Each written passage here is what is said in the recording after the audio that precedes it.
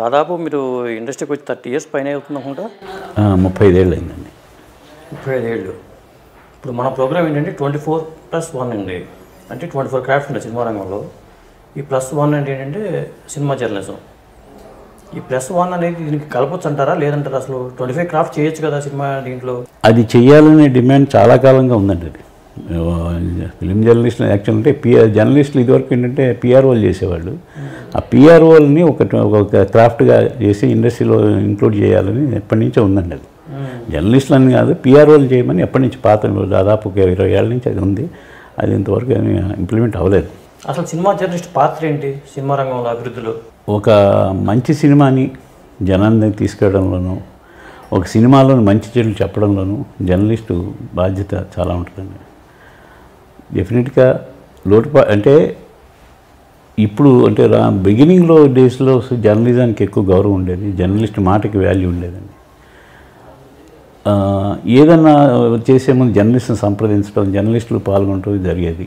ఇప్పుడు ఏంటంటే జర్నలిస్టు ఒక ఇంపార్టెన్స్ చాలా తగ్గిపోయింది. డెఫినెట్గా జర్నలిస్టు కీలకమైన పాత్ర అండి. మీది ఎక్కడండి అసలు స్వగ్రామం ఎక్కడ?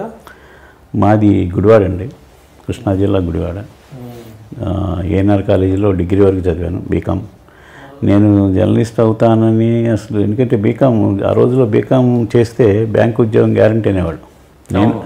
నేను కూడా బ్యాంకుగా ఆఫీసర్గాను క్లర్క్గాను సెటిల్ అవుతాననే ఉద్దేశంతో బీకామ్ చేశాను.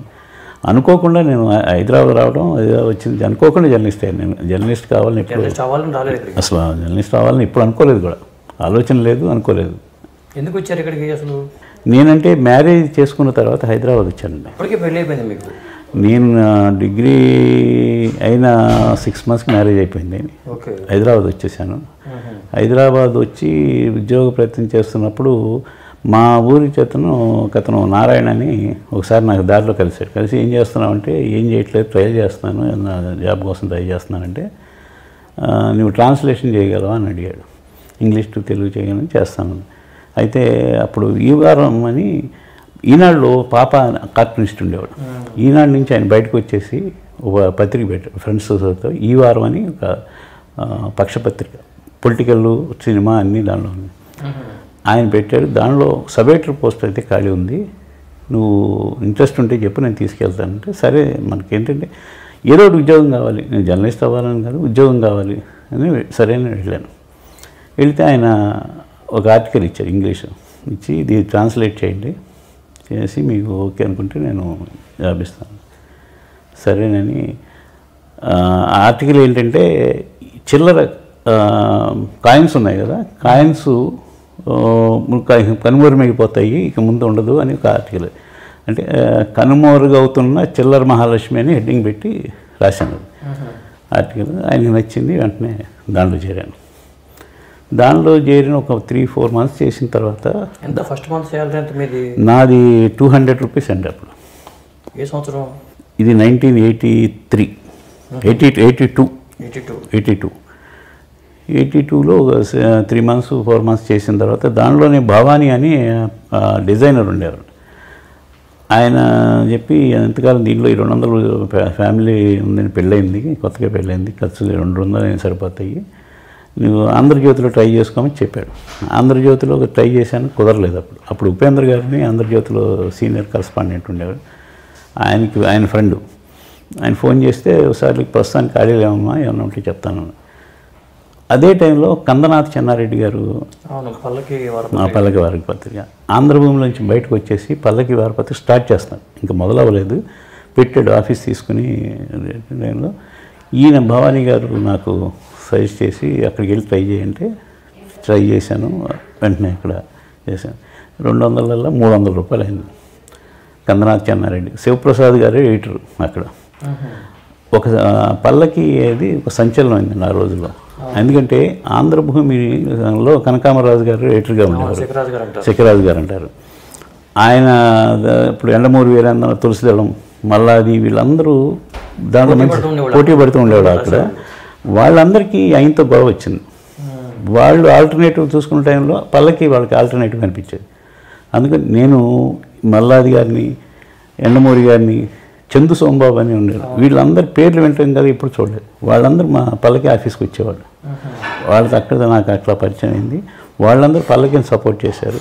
పల్లకిలో నేను యాక్చువల్గా అన్ని పనులు చేసేవాడిని, ఆఫీస్ బాయ్ దగ్గర నుంచి. ఎందుకంటే మా శివప్రసాద్ రెడ్డి గారు మా గురువు, నా తొలి గురువు ఆయన. ఆయన ఫ్రీడమ్ ఇచ్చారు అన్ని పనులు. నేను కంపోజింగ్ సెక్షన్కి వెళ్ళి కంపోజింగ్ చేయించడం, కథలు. ఈ కంపోజింగ్ ఉందండి, కంపోజింగ్ సిస్టమ్ ఉంది. అప్పుడు కంప్యూటర్లు అప్పుడు రాలేదండి, అప్పటికి రాలేదు. ఎండమూరి వీరేంద్రనాథ్ దగ్గరికి వెళ్ళి ప్రతి వారం సీరియల్ వారం రాసి ఇచ్చేవాడు ఆయన దగ్గరికి వెళ్ళి సీరియల్ ఎపిసోడ్ ఆ వారానికి సంబంధించి తీసుకోవడం, కరెక్ట్ చేసుకోవడం. అట్లాగే రైటర్స్ అందరితో మాట్లాడటం, ఇవన్నీ పనులు మొత్తం. రైటర్స్కి కరస్పాండింగ్ వాళ్ళందరికీ రెమ్యునరేషన్ పంపడం, ఆఫీస్ వర్క్ మొత్తం అన్ని, ఫీల్డ్ వర్క్ అన్నీ నేను చేసేవాడిని. ఆ టైంలోనే సినిమా అనేది నాకు కొంచెం బేసిక్ మొదటి నుంచి ఇంట్రెస్ట్ ఉండేది. సినిమా షూటింగ్స్కి ఏమన్నా ఇన్ఫర్మేషన్ వచ్చేది అప్పుడు కవరేజ్కి వెళ్తే. ఒకసారి విఎస్ఆర్ స్వామి గారు ఫస్ట్ టైం డైరెక్ట్ చేస్తున్నాడు, సినిమాటోగ్రాఫరు. పద్మాలయ స్టూడియోలో ఓపెనింగ్ అది. విఎస్ఆర్ స్వామి గారి సినిమా ఆయన first time direct, 3D film అది ఓపెనింగ్కి పిలిచారు. నేను వెళ్ళాను. అక్కడే నేను జయమాలిని ఫస్ట్ టైం చూస్తాం. ఆవిడ నా ఫస్ట్ ఇంటర్వ్యూ చేసింది జయమాలిని. ఆవిడతో నా ఫస్ట్ ఇంటర్వ్యూ అప్పుడే వెళ్ళి సరదాగా మాట్లాడి, అప్పుడు మంచి పీక్లో ఉంటుంది ఆవిడ, చాలా పీకు.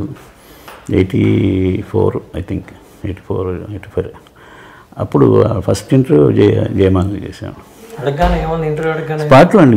ఇప్పుడు ఎలాగా ఈ అపాయింట్మెంట్లు, పిఆర్ఓలు మధ్యలో టైమింగ్లో ఏం లేదు. ఆ రోజుల్లో ఏంటంటే మనం వెళ్ళేటప్పుడు వాడు ఖాళీ వాడు కూర్చునేవాళ్ళు ఎదుర్కొంటే. ఇప్పుడు క్యారవాన్లో అనేవి ఉండేవి కదా, అందరూ ఇక్కడ షూటింగ్ స్పాట్ కొంచెం దూరంగా కుర్చీలు వేసుకుని కూర్చుని అందరూ కలిసి కబుర్లు చెప్పుకుంటుండేవాళ్ళు ఆర్టిస్టులు అందరూ. మనం వెళ్ళి డైరెక్ట్గా వెళ్తే వాళ్ళకి ఇవ్వాలనుకుంటే ఇచ్చేస్తారు, లేదండి వాళ్ళు కాదండి రేపు రండి అని. అంతేకాదు ఈ జనరల్ చాలా ఇంటర్వ్యూలు నేను అలా స్పాట్లో చేసినవి, వెళ్ళి అడిగి తీసుకొచ్చి చేసినవి.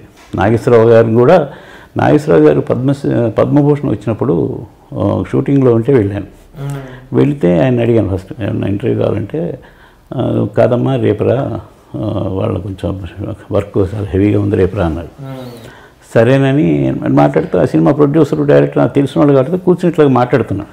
మళ్ళీ ఆయన వెతుక్కుంటూ వచ్చి, అమ్మా నువ్వు ఉన్నావు కదా, సరే మళ్ళీ రేపేం వస్తావు ఇవాళ చేసేసి అనేసి కూర్చోబెట్టి అప్పుడు ఇంటర్వ్యూ ఇచ్చాడు. నాగేశ్వరరావు గారు మహానటుడు.